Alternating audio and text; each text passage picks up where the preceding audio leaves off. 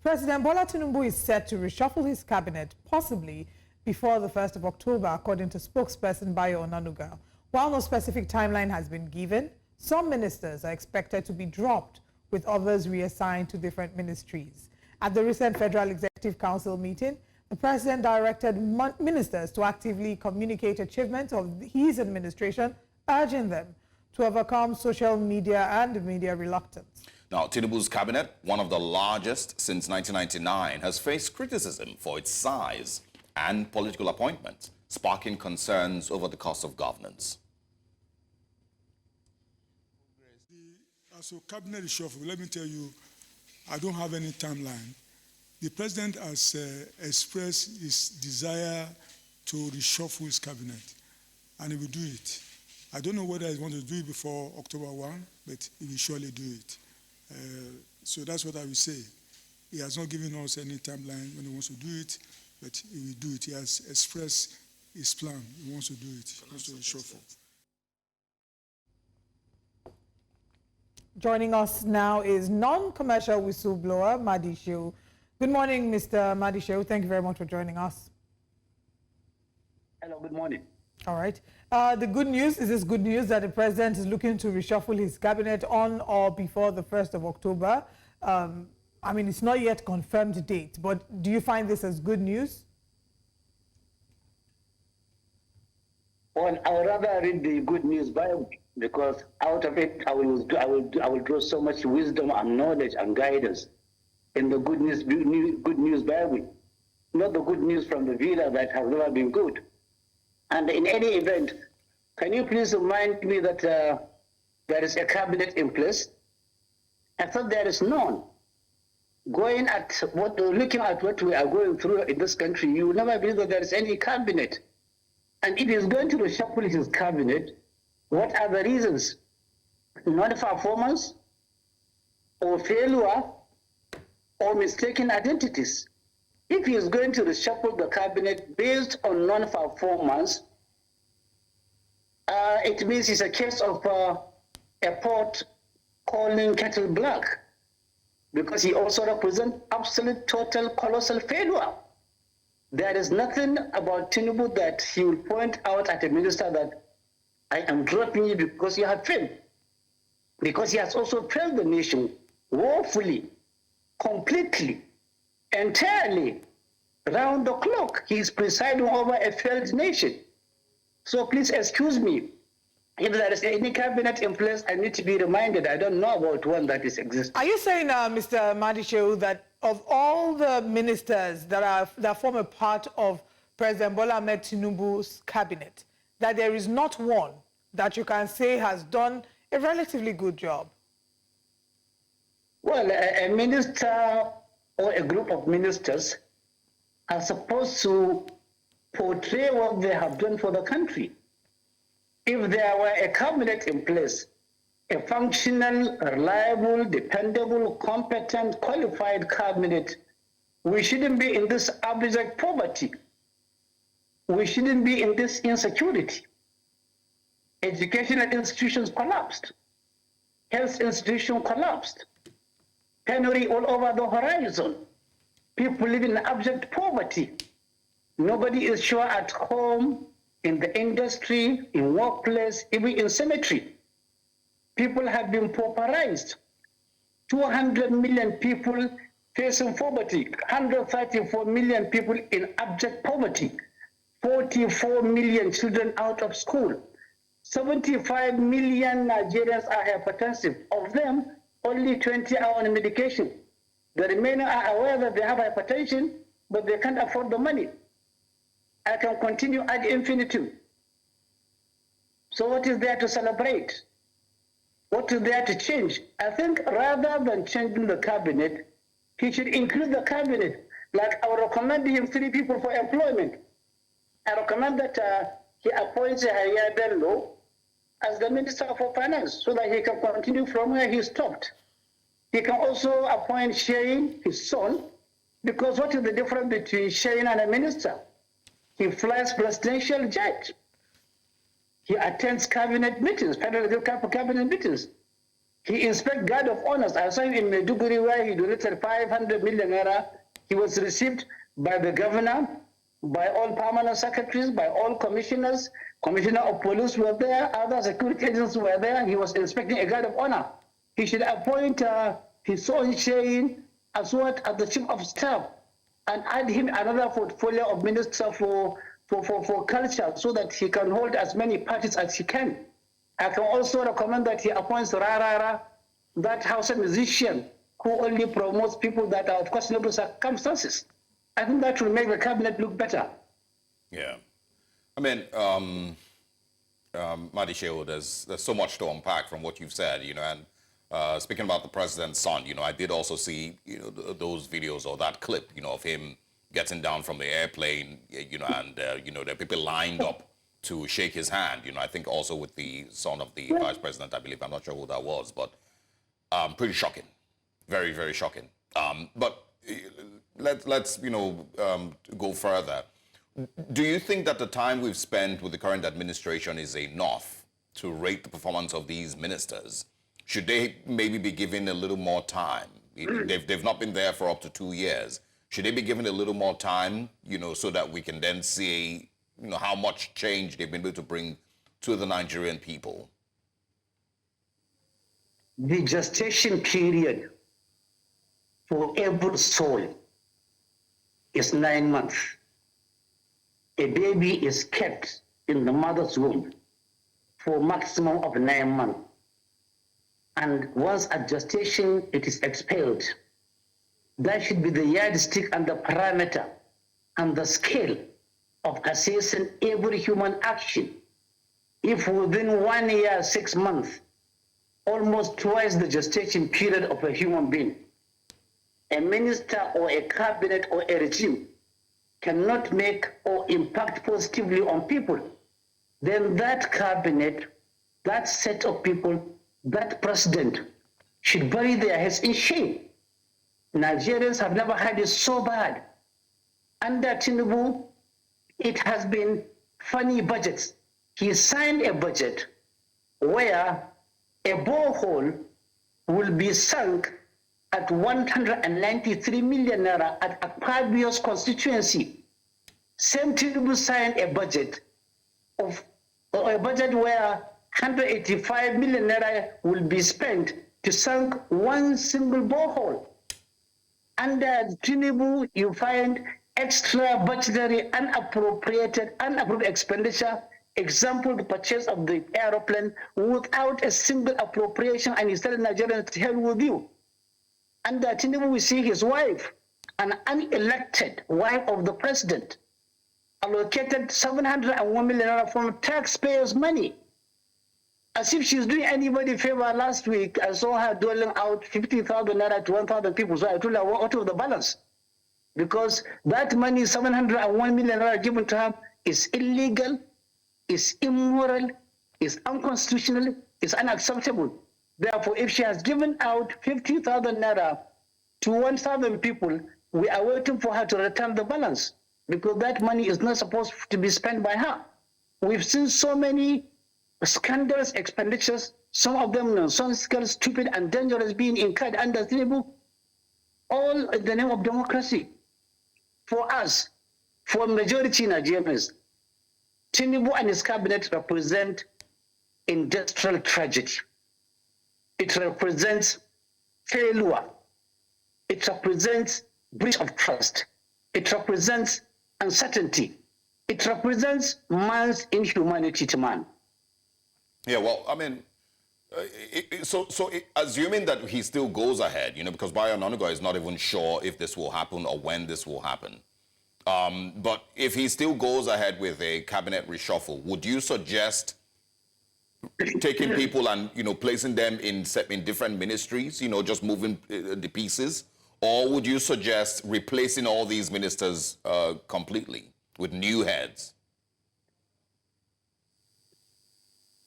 Let him do whatever he wants to do. You don't get anything good out of evil. If he likes, let him go to the evil forest and engage spirits. Let him apply for angels to become his ministers. What is important is if the head is rotten, the entire body will be rotten. You can even bring a medical doctor and make him the Minister for Health. But what is his background? What is his history? What is his record? Matters a lot, not even the qualification. Therefore, you find putting them in the right place, at the right moment, at the right time, is just a fairy tale. Under Tinubu, nobody can succeed because it is just a one-man show. If it were not a one-man show, this man will not have the courage, Tinubu, will not have the guts, will not have the audacity and the temerity to dip his hand deep into the public treasury and buy an aeroplane. And nobody can tell him, Bola Tinubu, you are wrong in the cabinet. Nobody can say you are wrong in the Senate. Nobody can say you are wrong in the National Assembly. I mean, Nigeria is in trouble. Nigeria is in danger. Nigeria is in darkness. Nigeria is in dire need of honest, responsible, God-conscious, God-fearing people who will do exactly what they said. Not people who will tell you good morning while it is midnight. All right. Or people who will tell you come, but they really want you to run away from them. Speaking of people who will tell you to come but really want you to run away from them, the EFCC has asked Yahaya Bello to come to court. Unfortunately, this yesterday was supposed to be another court appearance and he wasn't in court again. What do you make of the whole issues going on between the EFCC, Yahaya Bello, him going to their office or their headquarters, not being arrested? They've given an explanation for that, saying that he came with a governor who currently has immunity, working hand in hand in the car park, and if they attempted to arrest him, things could have gotten out of hand. And he still hasn't come, and now they filed fresh charges from 82 billion naira to 110 billion naira. Yahaya Bello is an anointed son. He's an anointed son in the villa. You can't touch him. Somebody who has a living father and a living mother in the corridors of power is called untouchable. Yahaya Bello is acting a drama and a script well written at the villa. He is also acting and he is dancing to a drum whose rhythm he understands very well. The drum is a drum from the villa. He is being protected. I am surprised that EFCC are playing this game because Yahaya Bello reported and they said he came along with the governor who has immunity. Okay, tell the governor to go away and then detain Yahaya Bello. No, Yahaya Bello, go and come back. After leaving, they went and laid siege on Kogi State Governor's Lodge to arrest him. They couldn't arrest him. They charged him to court. He didn't go to court. Yahaya Bello understands exactly what the game of politics is all about. Yahaya Bello is anointed. He is being officially protected. And all these new charges are just halu-balus. They are just high-wire pretenses. They are just meant to insult the collective intelligence of Nigerians. But a day will come. As daylight chases away darkness, so shall all these smart Alex who are looting the treasury, high, empty, and dry, will be reduced into pitiable combustible materials. They will be brought to shame, and their names will be written in the book of shame in this world and in the next world, and they will never enjoy that loot. That loot will be the source of their agony in life, will be the source of their fear, of their sleeplessness, and of their melancholy. Yeah, well, I mean, many people would also then say that, I mean, in response to, your last statements, that former governors and presidents, are, living large, and that karma that Nigerians always wish them never works. Former President Buhari is currently, of course, enjoying himself in Daura without having any worries whatsoever. So many people don't necessarily believe in that karma. But yeah, looking, of course, once again at the Yahaya Bello's, issue, how much of a stain is this? I mean, you could go on, but I just want to ask, how much of a stain is this on the Bola Tinubu administration? And of course, the EFCC chairman, Ola Olukoyede, if this is, the way that we are seeing one person seemingly stronger than the whole institution of the EFCC.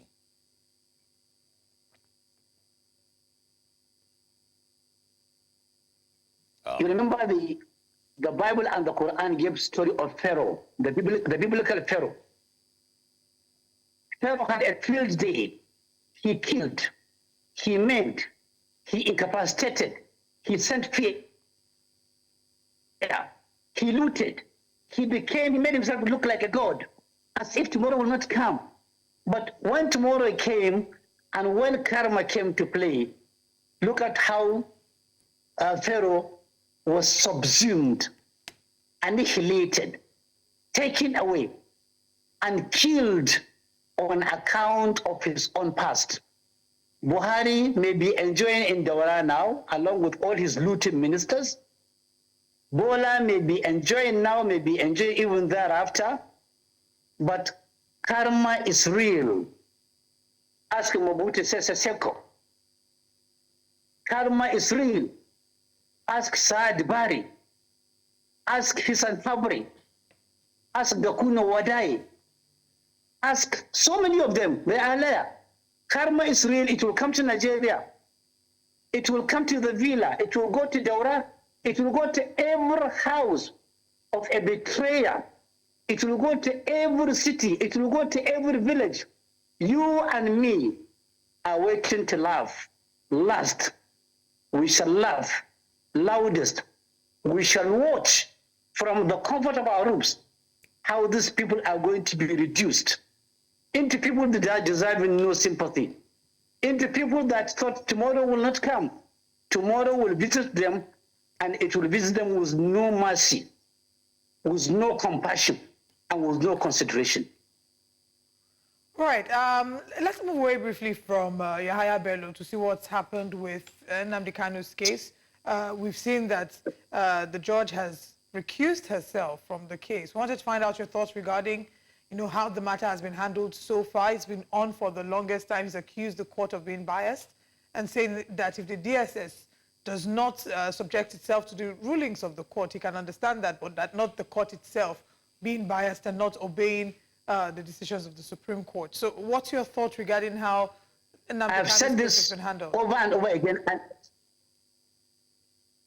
I have said this in the past, and I will repeat the same thing here now. If Boko Haram criminals can be given amnesty, be trained, and given commercial support, if Sunday Agoha is still a free person working on the street, if Gani Adams is still a traditional ruler, and if this guy in the southwest, in the south, what do you call him? Remind me his name. If they are still alive, Dokubo Asari, if Dokubo Asari is still free, and if Tom Polo is still a federal government contractor, I don't see any reason why Kanu should be behind bars.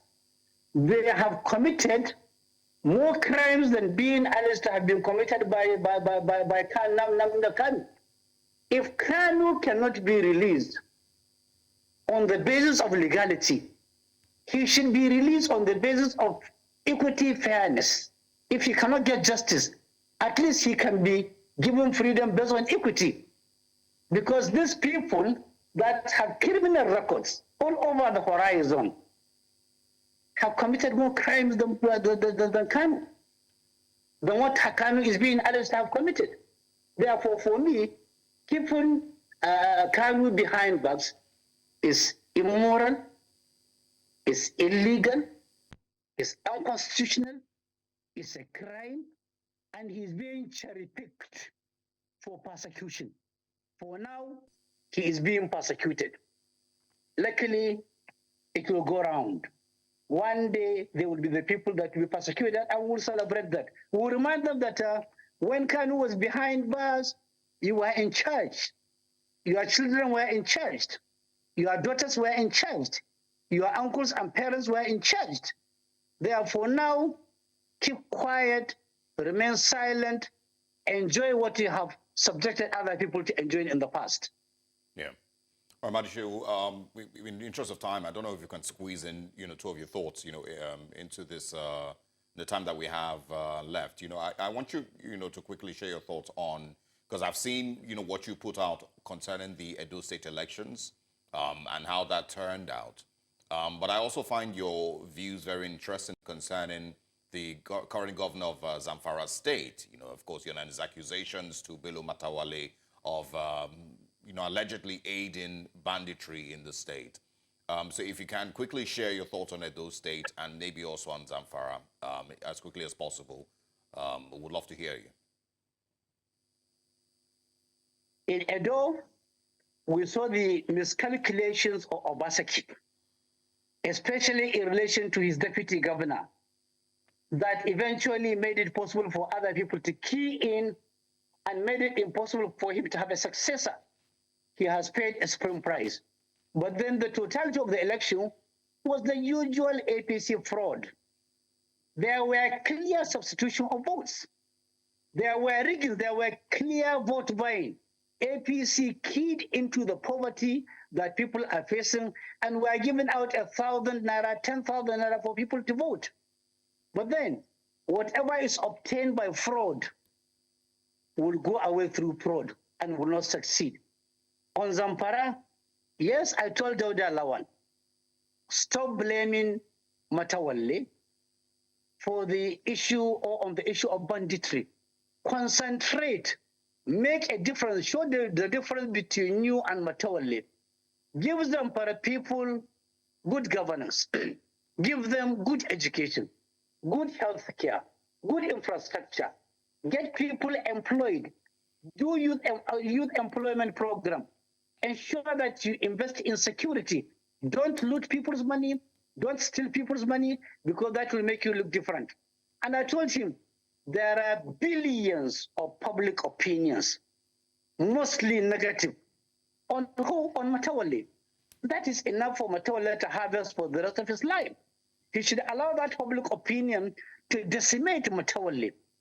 The public have done him so much good by making so much commentary on Matawale. Therefore, continuing to blame Matawale may end up making him another Buhari. Yeah, but here's the problem. Failed woefully. Yeah, Madishe, apologies. But here's the issue with it, right?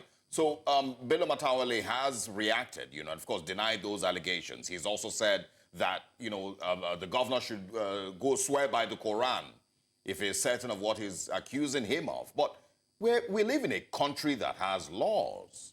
We live in a country that if allegations like that are made, you would expect that there will be proper investigations. Questions will be asked. It's not a swear by the Quran situation, and it's also not a thing that, karma should be brought in. There's no karma in our constitution. So, I mean, if you hear such allegations and everybody just moves on, like it's nothing, shouldn't we be worried? You will be more worried if I share with you 230-page report that was written under the chairmanship of former Inspector General of Police, who investigated the issue of banditry in Zamfara. He mentioned names of traditional rulers, names of former governors, names of members of the National Assembly serving and past and former, names of state assembly holders in the state that are responsible for the escalation of banditry in Zamfara. I have the copy right now with me. None of them, today is 18 months after the report. Nobody was arrested. Nobody was prosecuted. Nobody was arraigned. Nobody pointed a finger to a single one of them. If such is what obtains in Zamfara and in Nigeria, then God save Zamfara, God save Nigeria. Today will be the beginning of banditry. I also invite you to read a book titled, I Am a Bandit, written by somebody from Sokoto, an academician. There you will understand banditry as an enterprise, a brewing, a rewarding enterprise in the north. a brilliant, a successful enterprise in the whole of Nigeria. Wherever you see banditry, it is an enterprise being funded silently and loudly by people in high places, in government, in so many other sectors of society. That is the tragedy in Nigeria today. All right. And now let's, I think on the final note, my final question will be regarding the Edo elections. Do you think that the Edo elections set the tone for what should be expected with the forthcoming elections as well happening in Ondo and in Anambra states much later? I will just remind you two clips. One clip when Bola Tinubu was in London prior to 2023 election, he said, you snatch power and run away with it. And he snatched power. He ran away with it. He entered into the villa running. And now he is gasping in the villa, gasping, looking for oxygen to succeed. I'll remind you another clip. Just 9 days before Edo elections, he was addressing people. He said, if you want Edo, I will give you Edo. And to his eternal credit, the rich go Edo. So Edo, and that Alakate dinner in London where he said the formula of getting elected is to snatch boxes, to snatch while I run away with it. If these two combined formulas are being watched by Nigerians and they are doing nothing, I would rather have the elections of 2027 results announced tomorrow. They swear in Tinubu tomorrow for the second term. So at least we are saved the cost of elections. We are saved the mayhem associated with election. We are saved the killings and the maimings and the shouting and the air pollution. Let them just appoint, swear in Tinubu tomorrow, because going by Edo, he has made up his mind, except that many Nigerians, including myself, are praying because I believe in prayers, day in and day out, at every opportunity, so that those who are making life difficult for us shall be taken away from the political platform of Nigeria by God himself for now and forever, so we can have peace, we can have tranquility and harmony and growth. Yeah. Madishehu, always interested in speaking with you. Thank you very much for joining us this morning. We wish you a very interesting day ahead. Thanks for your time. Thank you.